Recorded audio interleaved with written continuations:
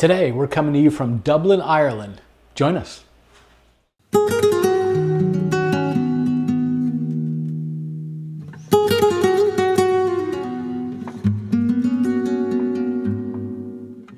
The day started in Westmeath, Ireland, and we loaded in the car and we headed east out to Dublin. For us, it was about an hour and 15-minute drive. We found a nice parking spot sort of centrally located in Dublin where people could go do the things they wanted to do. Some of us were going to go to a whiskey tour. It was a tasting and educational tour. Others were going to go see the Book of Kells in a very ancient library. The photos of it looked beautiful. It looked like something straight out of Harry Potter or something. Really beautiful looking, but we decided to do the whiskey tour. That's what we'll show you. So if you've ever been to Dublin, you've probably seen this lady right here. This is Molly Malone. She's basically the unofficial mascot of Dublin. You'll hear her song Cockles and Mussels in just about every pub that you walk into. The story goes that she was a fishwife and wheeling this cart through sort of the streets selling seafood.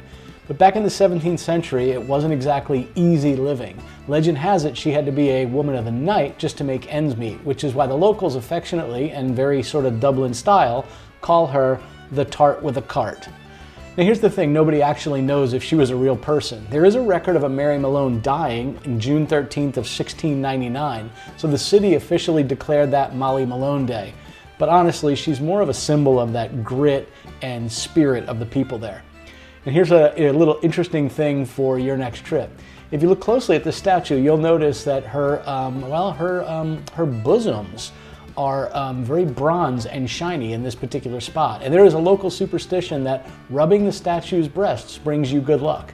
So whether you believe in the luck of the Irish or not, judging by how polished this bronze looks, I think a lot of people do believe in that particular luck. The way to deliver a keg when walking down Dublin Street. Well, before our sightseeing, we decided lunch was in order, so we all sat down at this table. Not exactly the most flattering picture, but this was an amazing pub with a ton of great draft beers. I had to use a restroom while I was in here, and I had to take a picture of this because they're so different than our urinals here. Look at the size of these things just on the wall. I made sure nobody was in there before I did this. So now we were off with just the three of us. It was me, Deb, and Lisa, and we decided to do the whiskey tour and tasting. The rest of the family went to see the ancient book, but we thought whiskey might be a better choice. This was a great education and some really good whiskey as well. So before we went on our tour, we went into the restroom, and here they have one of the original crapper, valveless, waste preventer toilets. These things were like a work of art. Again, nobody was in there, so I did film, but my gosh, it was cool looking. So the tour started out with a couple of presentations, and this gentleman was wonderful. I love the accent while he did it, but he went ahead and told us a bit of the history of whiskey. So this was interesting. The tour guide was relaying a story about how in the early days, people didn't understand about methanol poisoning, and when they would drink too much methanol, they'd either go blind or frankly go into a bit of a coma. Listen to this. We accidentally buried a few people alive. Now, we found out about this because of grave robbers. They would open up coffins like this one here, and they were looking for jewellery that they could then sell. So necklaces, watches, bracelets, earrings. They found jewellery, but they also discovered scratch marks inside the coffin. He was then relaying stories about how during prohibitionary periods in Ireland, they had a real problem with illegal distilling, and it wasn't being taxed. So listen to these stats. They discovered 314 illegal stills. In Scotland, they found 692. I think you know where this is going. Would anyone like to guess how many were found in Ireland? Now, you don't have to if you don't want to, but you never know. You could be closer to the real answer than you think, but it is up to you. I will show you either way. But that's how many they found in Ireland that year. Now, the only thing I will say is, so the number was pretty staggering, and we did take a guess. We were about 4 times under the number of illegal stills found in Ireland. Now, off to some more learning. I'm just going to tell you a little bit about who these people are, because they all played very big roles when it came to Irish whiskey. So to start off, the man over there who's wearing the hat, that was Mr. George Rowe, and so his distillery was on Thomas Street next to Guinness. So he was very competitive with Arthur Guinness back in the day, but also in his time, George Rowe was often referred to as the king of Irish whiskey. That was Mr. John Jameson of Jameson Irish Whiskey. So the man himself. And if you're in Ireland, normally we will say Jameson. But either way, it doesn't really matter how you say it. So Jameson, the gentleman over there was Mr. John Locke of the Kilbeggan Distillery in County Westmeath. It was really pretty cool sitting through this whole presentation. You learned a little bit about the big players in the Irish whiskey game for hundreds of years. And one of the things that I thought was really neat is that these photographs were actually like video monitors, and the photo would sort of come alive, and each of these people would give you their perspective on how they founded their particular distillery, the taste notes of it, or whatever was interesting to them. But as cool as that was, it also meant it was almost time for some testing. We now have a little over 40 distilleries in Ireland. I know that may not seem like a lot, but when you consider the fact that Ireland is such a small country, 40 distilleries isn't too bad. Just to mention the ones that are here in Dublin, and then we'll go upstairs. There is Rowan Co, but also there's Teelings, there's Pierce Lines. Now, unfortunately, the Liberties Distillery, they're ceasing production indefinitely. And now, without further ado, let's go upstairs and enjoy some of this tasting. It's really cool. You go up, there's this giant picture on the wall. We had an absolute blast. He told us all the information about each of the different whiskeys, how to taste them, drink them with a little bit of water. All right, wake up, drunkard. What was your favorite one? Okay, here's one. I can do this. You like the Powers? The Powers. I did too, actually. Yeah, because this was the first one. This was the smoothest. I think this one was the smoothest, but it was also the strongest taste. But I like that one the best. I did too. Powers? Powers. Yeah, I like. Ooh. Don't leave a drop in there. So these were the 4 different ones we tasted, and we all sort of agreed we liked the Powers the best, which was not the most aged or the most expensive. So right in the thick of the Dublin hustle is Trinity College. It's the home of that world-famous Book of Kells right out this window.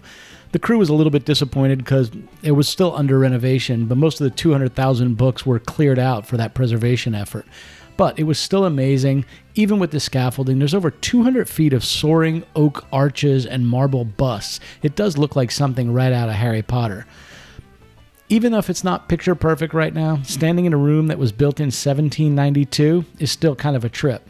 We then headed over to St. Patrick's Cathedral. It was gorgeous, but after all of our adventuring, we only had about 35 or 40 minutes to tour it. It truly was beautiful, and the children's choir was just setting up for their evening service, but just looking at this place is magical, and to realize how old it is pretty interesting. Not a religious guy, but I just love seeing artifacts like this. So I didn't think we'd have much time, so I dropped everybody right at the door, and I went to go look for a parking spot, which was not easy, but I did find one. So I'm just going to leave a little bit of the background noise as we're going because the pipe organs were playing, and you just walk in here. It is it's so huge. It reminded me a little bit of going to the Vatican. It wasn't quite as opulent, but it was pretty darn close. The pews were gorgeous. The arches in the stone were amazing. And as we walked around, we just kind of took it all in. And, seeing people praying in there or some people warming up for the choir was really interesting.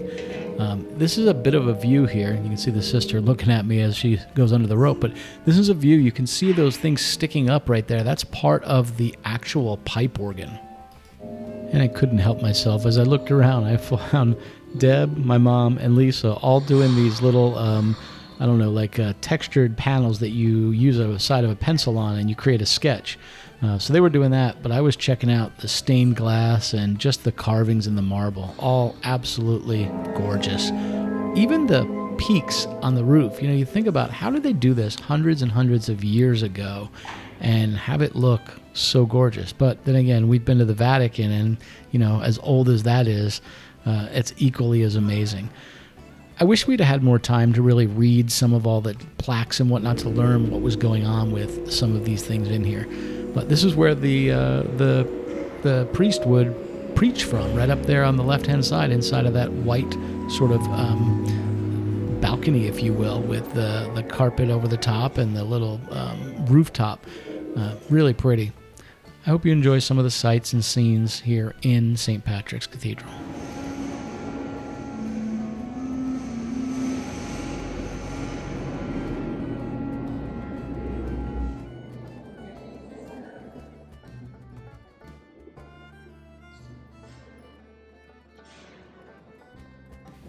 I'll jump in here just because this was pretty interesting. This is the spiral staircase that goes up to the pipe organ room for maintenance. Again, really opulent looking.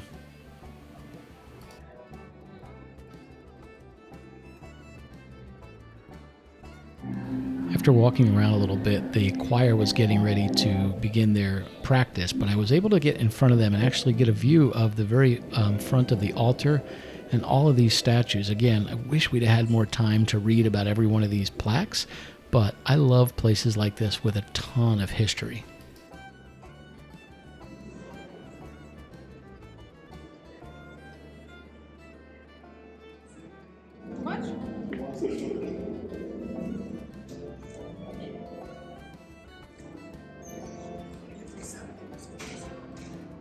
Well, I hope you enjoyed spending the day with us virtually in Dublin.